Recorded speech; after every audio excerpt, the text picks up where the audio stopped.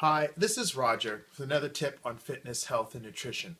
This is another tough one for me to do because normally I don't recommend supplements. I don't take them when I work out. I think that a healthy diet is your best way forward, even if you're trying to gain muscle. However, an important study was done in 2008. They took 107 University of Toronto students. For those of you unfamiliar with the geography, Toronto's in the middle of North America, more or less, and it has a long, cold winter. And during the long, cold winter, people wear a lot of clothes if they go outdoors, and they spend a lot of time indoors. Consequently, they don't get a lot of sunlight. So it's an excellent place to talk about the effect of sunlight or the benefits of sunlight on skin. One of the things that sunlight provides for us is vitamin D. We make it when sunlight impinges on our skin. It's difficult to attach medical conditions to skin color, but this is one place where your skin color does make a difference. The lighter skinned you are, the more likely you are to be efficient at making vitamin D even in low light conditions. So in the summertime, someone of European descent, say, can go out for 10-20 minutes without a shirt or in a pair of shorts and make lots of vitamin D. In fact, they'll have a healthy day's dose of vitamin D from just that short summertime exposure. In the winter, however, not even someone of European descent is going to be making vitamin D because they're going to be wearing lots of clothes if they're outdoors and because the sun is low on the horizon. The situation is even more dire for someone of South Asian, East Asian, or African descent. When we go out into the sun, unless it's a very, very bright sunny day and the sun's almost directly overhead, we don't make a lot of vitamin D. As a result, in these climates, one of the things we may become deficient in is vitamin D.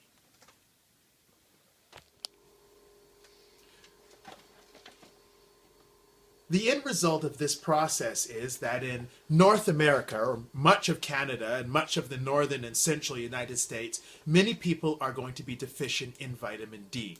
And that's a problem. As you know, many of my videos are about cancer, prevention, and living a healthy lifestyle. And you need high levels of vitamin D in your blood in order to be healthy.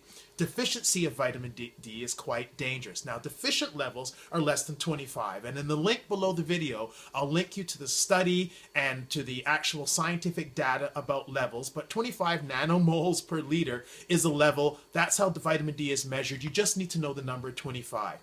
If your vitamin D level is below 25, you are in the danger zone. You are at dangers for bone deformities, for osteoporosis if you're older. If it's a child, he's in danger of a terrible disease called rickets, where the bones are malformed. Now, very few people are down at that level just because vitamin D is available a little bit in sunshine and a little bit in our diet. There's also another level of vitamin D, insufficient. So you're not in the danger zone, but you don't have the right amount for full health. And it turns out that most North Americans, particularly immigrants, are in this insufficient zone. We don't quite have enough vitamin D, and that's because perhaps our bodies are better designed, literally, for living in places of lots of sunshine, even though we now live, many of us, in northern latitudes. What should we do about this? Well, we should probably supplement our vitamin D.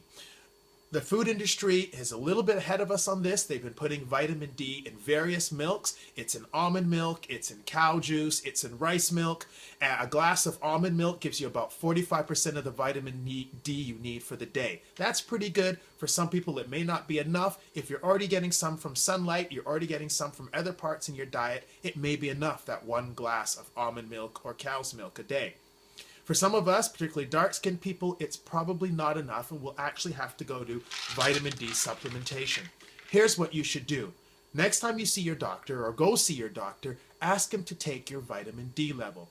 When he takes your vitamin D level, look at it. If it's less than 25, you are in the danger zone. Your doctor will tell you right then you need to take some serious action about getting vitamin D. If it is in the insufficient zone, that is 25 to 75 nanomoles per liter, just 25 to 75 is all you need to remember, you are deficient in vitamin D. And once again, being deficient at vitamin D isn't the real danger zone, but it's still not good for you. It puts you at a higher risk for diabetes, it puts you at a higher risk for cancers, including prostate cancer, puts you at a higher risk for certain mental illnesses. So it's actually a danger zone as well. If you're in the danger zone, anything insufficient or deficient in vitamin D, you should take vitamin D supplementation. Of course, you're only going to do this on the advice of your physician, but many of us in North America can be insufficient in vitamin D without knowing it.